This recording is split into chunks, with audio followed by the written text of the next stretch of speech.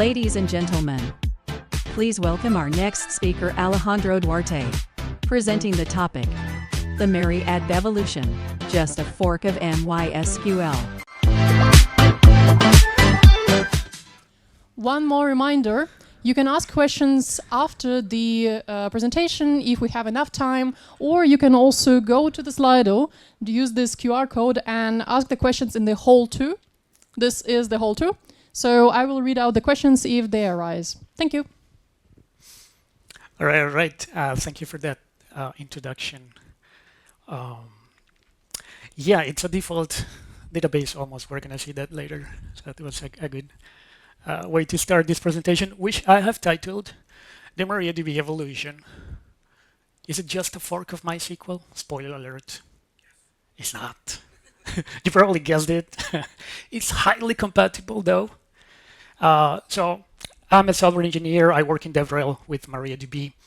I'm the author of these 3 books on software development with Java technologies mostly.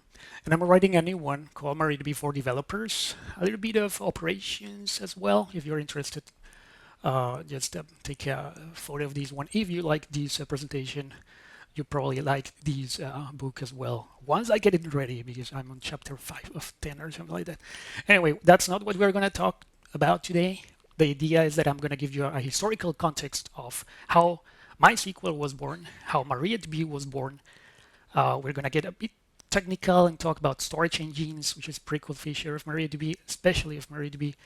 MariaDB Enterprise, of course, I have to mention that. The present and future, just a few words about it. A bit on migration, I'm going to give you a tip on that one. And I always get asked this, who is using MariaDB? In fact, you already asked me before we started the talk, who is using MariaDB. So I'm going to answer that for you later. Let's start with the history of relational databases. It's going to be super brief. I don't pretend to give you all the history of databases, which is fantastic, by the way. It all started in the early days in the 60s with General Electric, creating something called the Integrated Data Store, IDS. It's the very first database that we know of. It's not relational yet. That doesn't exist at this point. It led to the development of the Codacil database model, which basically is a COBOL extensions where developers have to write nested loops and pointers. It's pretty low level to query the database. And that means they have to rewrite this code anytime the schema changes, now how the data is stored in disk. So what the core realizes, okay, these guys are wasting way too much time rewriting these queries. And he proposes a relational model, which is tables, right? So columns and rows. He's a mathematician, or was a mathematician, so he formalizes this with the relational calculus and relational algebra, which is what actually databases use. And this allows to build query optimizers, right? So databases have all these algorithms there, like super specific algorithms for certain situations.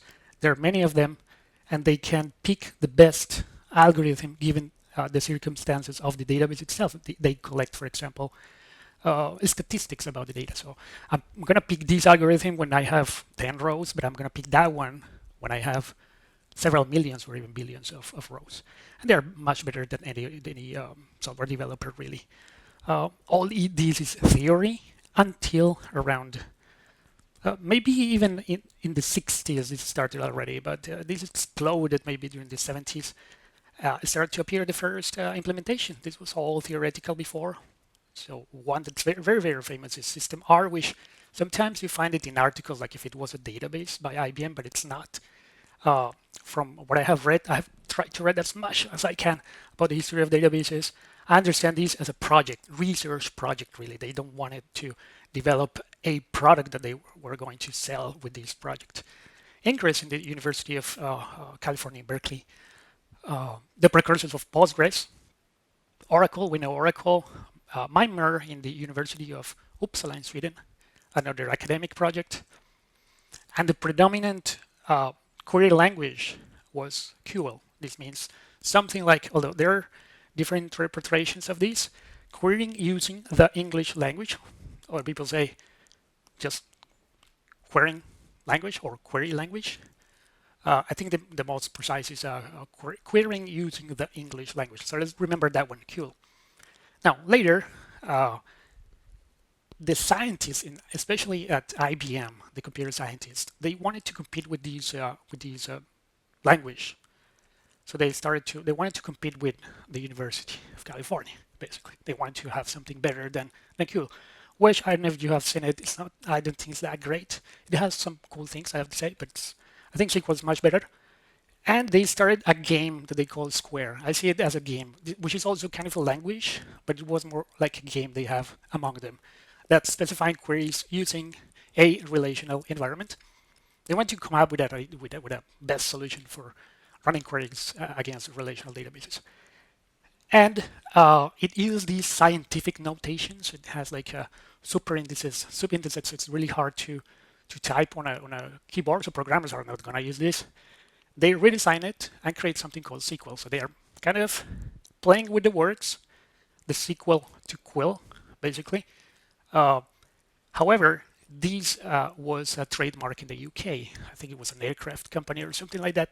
They cannot use this. They remove the vowels and you get SQL.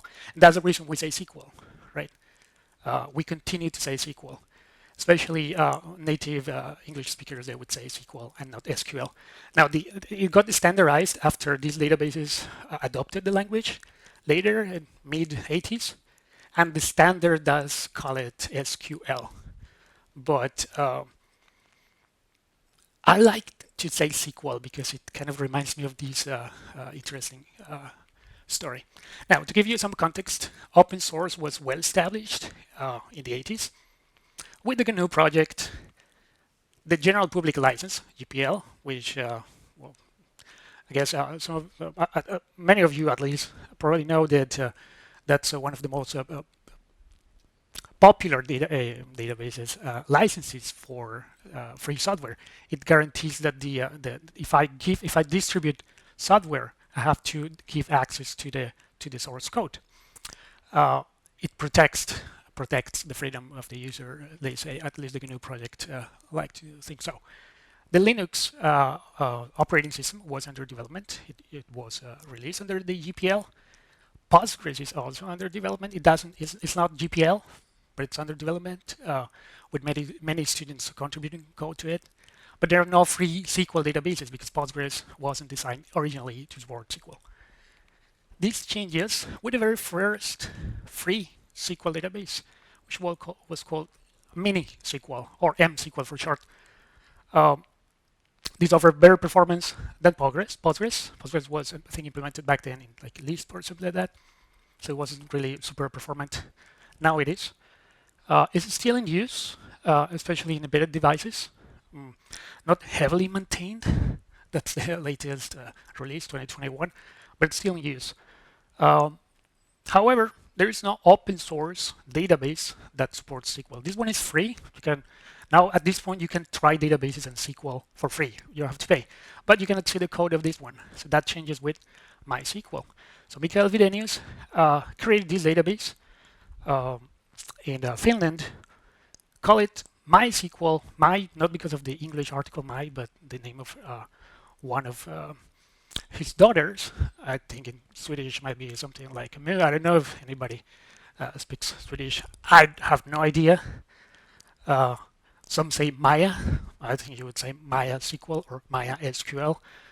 MySQL was born because of the need of creating a fast database. He wanted a fast database for his customers that was easy to use. MiniSQL wasn't that easy to use. Yeah, it had some limitations. No, I'm talking about the 90s. So this long ago. It had limitations, that's true. But it turned out to be a great fit for websites. So you can say that MySQL helped shape the internet as we know it today. It was released under the GPL license. Now, this database gained popularity during the next decade almost. And InnoDB was introduced to solve the limitations that MySQL had. This is a storage engine. We're going to see more about it later. MySQL Finland AB is created, a company to offer services around these open source database. And then Oracle starts to make a series of strategic decisions, like let's call it that way. They buy InnoBase, which is the developer of InnoDB. Why? I guess we know why. Sun Microsystems buys MySQL. Sun Microsystems had Java and these amazing hardware, but analysts think that what happened next was due to MySQL. I bet some of you remember what happened next. Oracle buys Sun Microsystems. That was announced, I believe, in December 2009. It was made effective pretty quickly the next year. Now Oracle owns not only the most successful commercial database, Oracle, but the most popular open source database, MySQL, of the moment. So Michael Videnius thinks there could be a conflict of interests. Maybe Oracle will kill MySQL. Maybe they will stop innovation. I'm not going to be the judge, but I'm going to show you this funny chat on Slack, on the MySQL Slack. Somebody said, I don't see much innovation in the 8.1 innovation release. There are plenty of deprecations.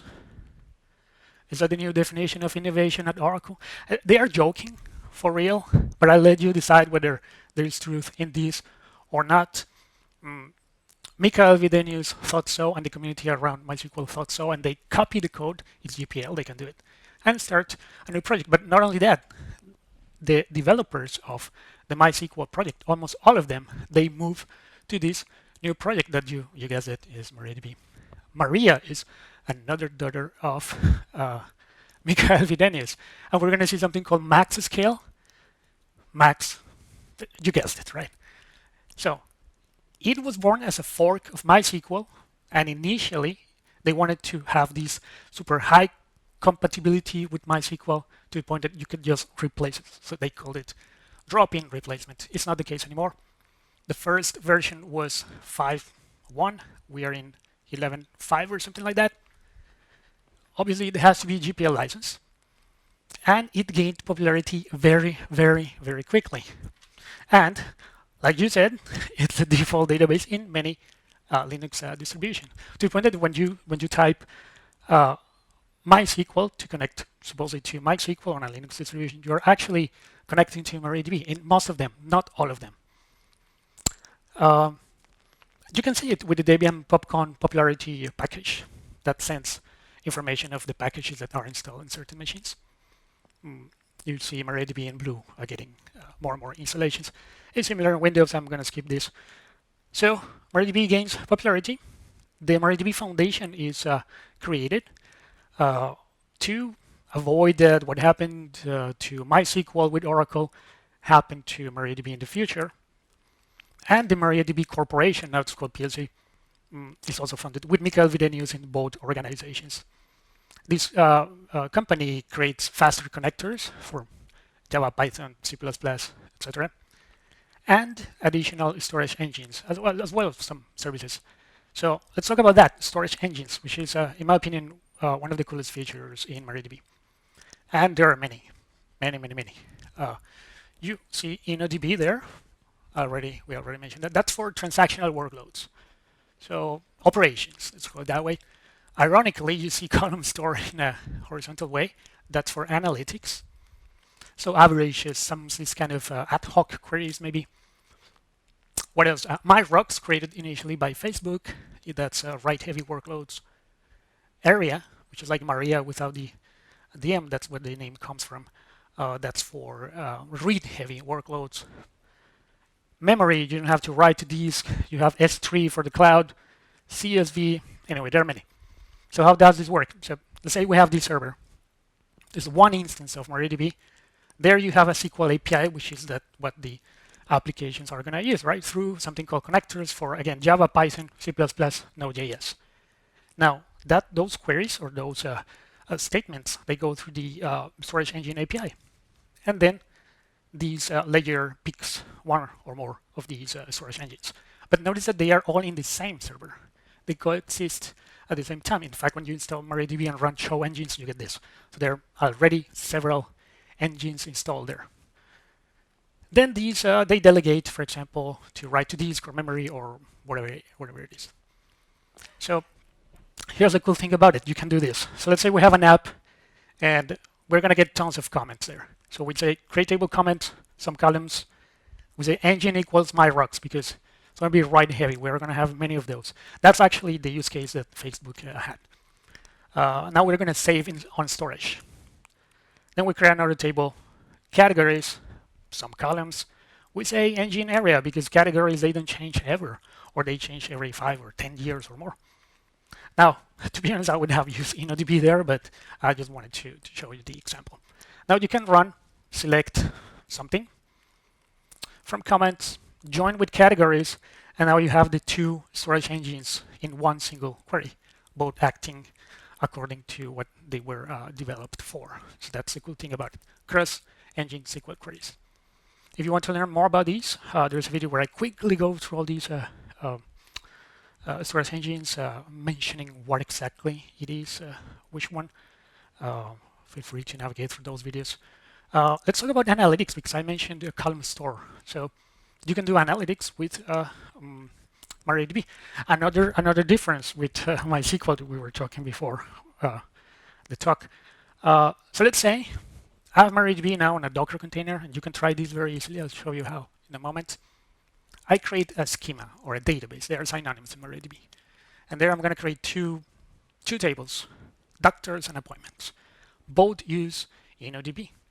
Now I can create another schema, or I could have created the table right there, put another name, but I think this is more organized for the example. I call it the same. It has the same structure or very similar to the appointments table with the same name in the operations schema.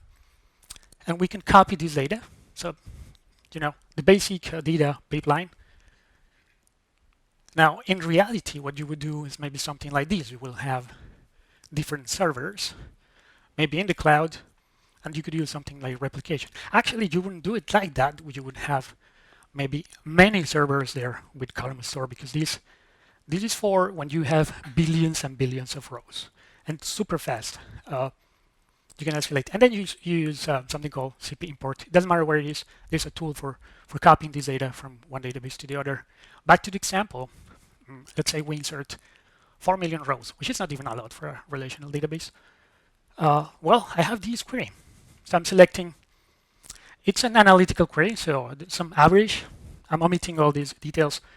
Then from appointments and join doctors in the operations schema. So both are InnoDB. This was slow. It was a bit slow. And it's not because InnoDB is slow. If you run this with any other relational database, you'll get the same results. In fact, InnoDB is one of the fastest storage engines in the market. Now, I'm going to join instead of operations.doctors, analytics, operations.appointments, analytics.appointments, which is column store. This was fast, much faster. And this is in this machine that I'm presenting on these slides. So obviously I'm not using indexes here. An index would have made that as quick. But remember, these are ad hoc queries. We're creating this query, writing it, we get the results, we forget about this query. It's analytics. If you want to try that out, it's a lot of fun to try it. I created a Docker Compose file. Just say Docker Compose up. You get all the infrastructure, the instructions to run some of these queries, and then Docker Compose down. You have had fun. It's very, very, very cool to see it in action. Now let's mention MariaDB Enterprise, which is, I call it subscription really. That's just a marketing thing, but it's kind of true. We don't want to be interrupted that the server was down or something like that during the weekend, right? So it includes the MariaDB Enterprise server, which is based on the community server, but has better maintenance, non-blocking backup, so you don't have to stop the server, enterprise audit, more things on the security side, and it has pretty cool database proxy called MaxScale.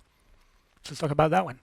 I call it intelligent database proxy. So a proxy is database proxy in this case is something that sits between the client and the server, right? In this case, a web server and a database.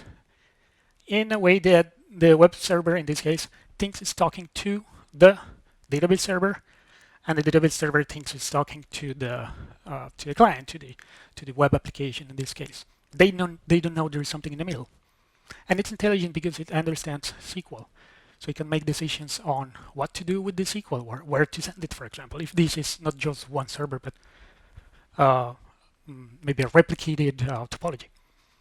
Now, it understands also MQL, the MongoDB query language. So if you have an application, well, in this case, I put the Java logo there. It has to use this MongoDB driver and then send the MQL to MongoDB, right? Well, you instead of sending it to MongoDB, you can send it to MySQL. It understands MQL, and not only that, it transforms that into SQL and stores data in a relational database in MariaDB. That's pretty cool because now you can join data that was created through SQL and NoSQL in a single SQL query. So it gives you a 360 view of your data. If you want to try that out, that's also another way to do it. I think through a Docker Compose as well. I'm not so sure. It's very easy. You find these instructions on the demo there if you want to see it in action. Did I say did I mention it was intelligent? Well, it understands Kafka as well. Now here I put the database on this side, and you can use it for change data capture, for example, which is change events in the database in terms of schema or data. Then from Kafka to all the multitude of connectors that there are for Kafka, and the opposite to ingest data back into a database. Read-write splitting for scaling. So that's another very interesting use case. Let's say we have these two database servers, and you enable replication. If you want to learn how to do that, there's another video. I think at some point I'll stop showing these things. It's getting out of control, I guess. So the data that you write here is available also on the replica, almost instantaneously. It's not right away. There's a small lag, and there are ways to adjust these things. You can put MySQL here and send the writes to the primary, and the reads to the replica. So that's read-write splitting. Then your application will send the SQL to the proxy. Remember, it's a proxy, so this has no idea it has this complexity there. In fact, it uses a single endpoint. I think it's just one endpoint. You can add more replicas or remove them when you don't need them to save money, for example. You need to change the application. This happens without restarts or anything.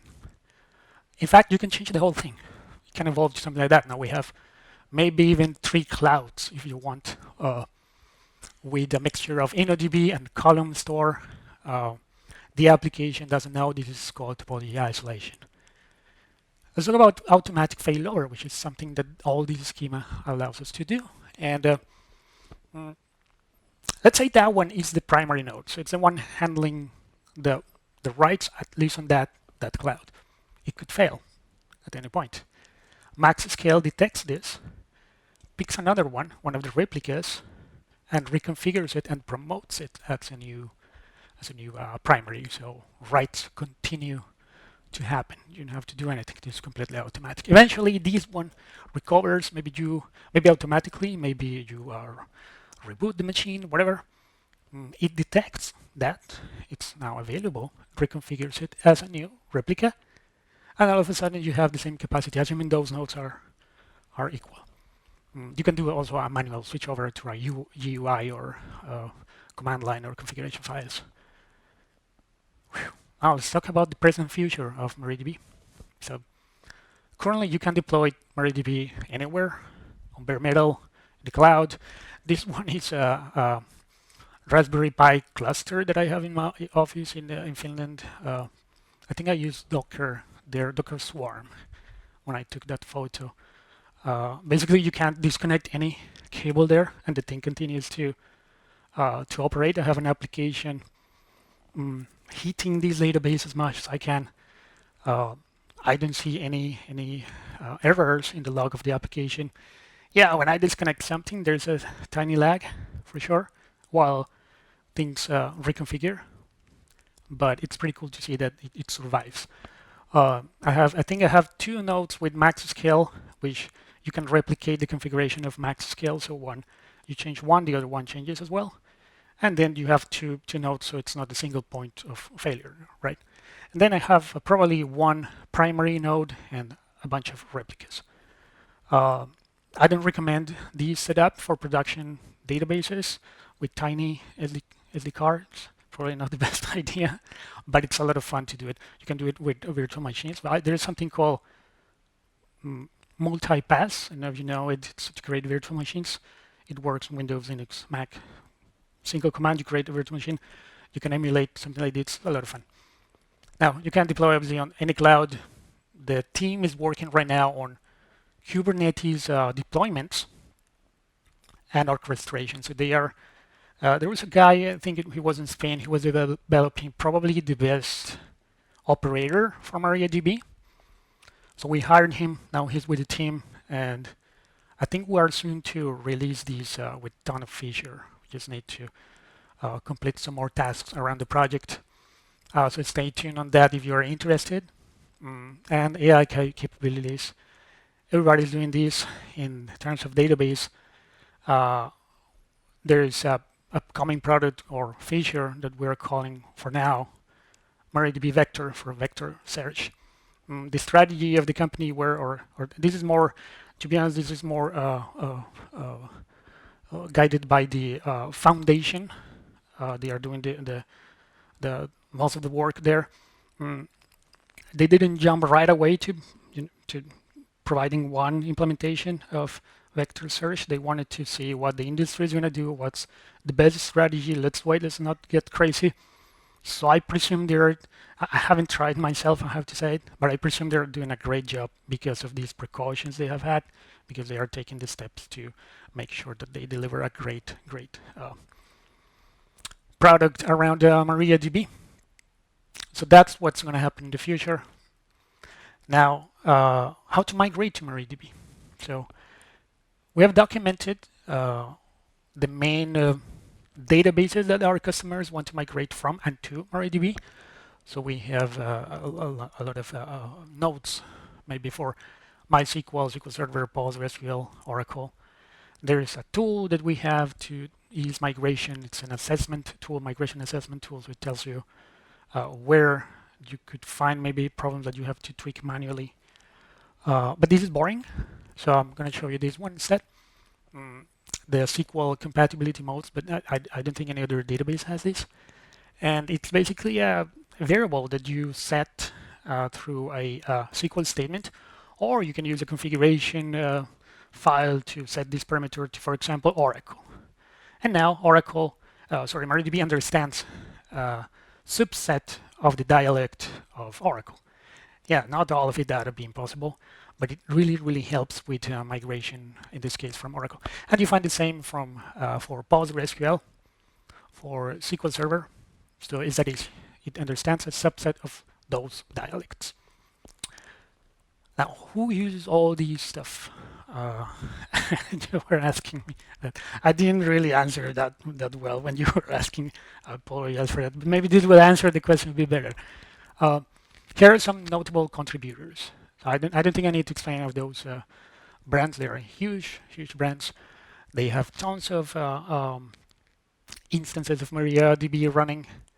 I put MariaDB there because MariaDB, this is the corporation. That's not called corporation anymore. They hold the rights on the brand and all that. But they also are the main contributor in terms of commits to the community server. In fact, what you get in Enterprise Edition, most of it eventually makes it to community. Sometimes it doesn't even makes it to the enterprise, but directly to the community. Most of it. So you see the stats. It's the company providing more code to the community server as such. But well. You have some other big companies here. Now, some notable users. Wikipedia. When you read something on Wikipedia, you are reading information stored in MariaDB. Nokia, Red Hat, Samsung. If you have Samsung devices, the authentication layer for I think it's I don't remember the name. It's a portal where you log in with the services. That goes through MariaDB. When you pay with a credit card, it's very likely that's going through MariaDB. Fortunately, I cannot mention the name of the company, but you have heard of it. Google, WordPress, DBS. DBS is a huge bank in Asia, one of the largest. They migrated from Oracle to MariaDB. they're so happy that they talk at our events about their experience with MariaDB, and they have tons and tons of servers also running MariaDB. In short, 75% of the Fortune 500 use MariaDB, so almost all of them. But not only big companies, small companies too, because MariaDB has more than 1 billion downloads on Docker. And I'm not counting, but I presume it's going to be similar with the number of installations from Linux. So in conclusion, we saw the MariaDB evolution from even before, from the context of databases where data was stored in these kind of machines, to today where one click, maybe through Kubernetes, you install a full cluster. Or even, I don't know, Raspberry Pi, if somebody wants to try that. I'm going to leave you with this message. Nobody says Ubuntu is a fork of Debian, or Microsoft SQL Server is a fork of Sybase. Yes, that's true, but they are historical remarks mostly. They don't define these technologies. So in the same way, MariaDB is much more than a fork of MySQL, and I hope you saw a little bit of why and what's the difference with MySQL. Thank you. These are my coordinates, and if there's time and questions, I can try to answer some of those. So applause for the speaker first. Thank you. And now it's the time for questions. I think this one on Slido actually was already answered, right? But if you can elaborate once more, is there something like Cloud Native PG for MariaDB, so Kubernetes operator? Yeah, that's correct. There's an operator being under development right now. That's a great question. It's under heavy development right now, so I don't think it's ready for production, but it's going to be ready very, very soon. Do you know where we can or when we can try it out? No, if I say something, yeah, I cannot. Yeah, Okay. Don't quote me on these, by the way. Alrighty. Next question. Hi, thanks for the detailed historical and giving some more context on MariaDB. One question which always conflict for users is that, for example, MariaDB has this called Galera cluster technology. Yep. And then there is also something, another player which uses Percona XtraDB. Can you maybe give a little detail or differentiate like which is the best case to use, because some adopt Galera, but in some cases maybe it is good or bad. So Yeah, so Galera is for high availability, basically. You cannot grow with Galera, really. At least not more than one server, because each node is the same in a Galera cluster. So it depends on how powerful certain server is. You cannot just grow, like in terms of, for example, amount of data. Each server is the same. That's the main thing with Galera. It's widely used, it's an amazing technology, but it's used only for that, really. If you want to go with scaling, horizontally scaling reads, then you can use something like I showed there, which is max scale with read-write splitting. But that's for reads. Now you cannot scale writes. If you want to go scaling both, then you have to go with charting, and there is a storage engine for that called Spider. Forgot to mention that one. It's pretty cool. So it eases charting, data charting. So now you don't have the whole data in one server. You have it over multiple servers, and you can use replication so that one is one, the data that died here is still there. So those are kind of the scenarios. I'm not very familiar with Percona though. thank you. Great question. More questions? Hi, thanks for great presentation. So I have a question regarding the different engines. Is there any recommendations so when you're using cross-engine queries, for example, which one fits better, which one is not the best choice, and any other hints? Thanks. Yeah, great question. I mentioned these there as if it was super simple, but like for example, in the case of column store, which is a great fit for analytics, as I showed, there are some tweaks there. and there are some limitations, and there are things, and the same, I'm afraid, would happen with all the storage engines. You cannot get it all right in one single database. That's the reason the ecosystem is so rich, and we have so many databases.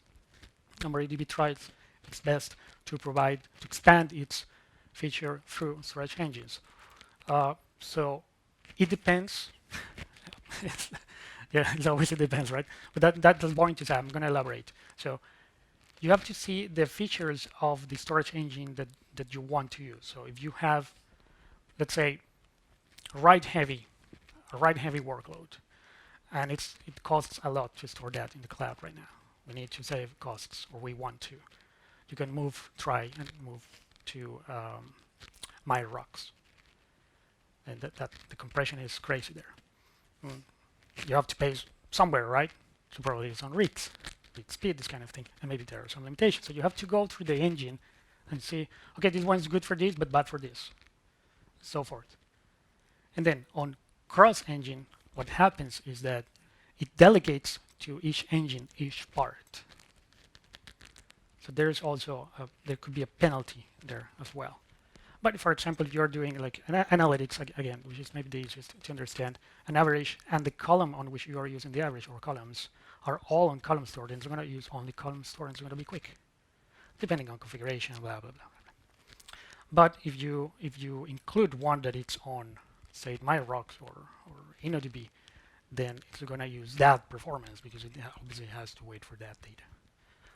So in short, check.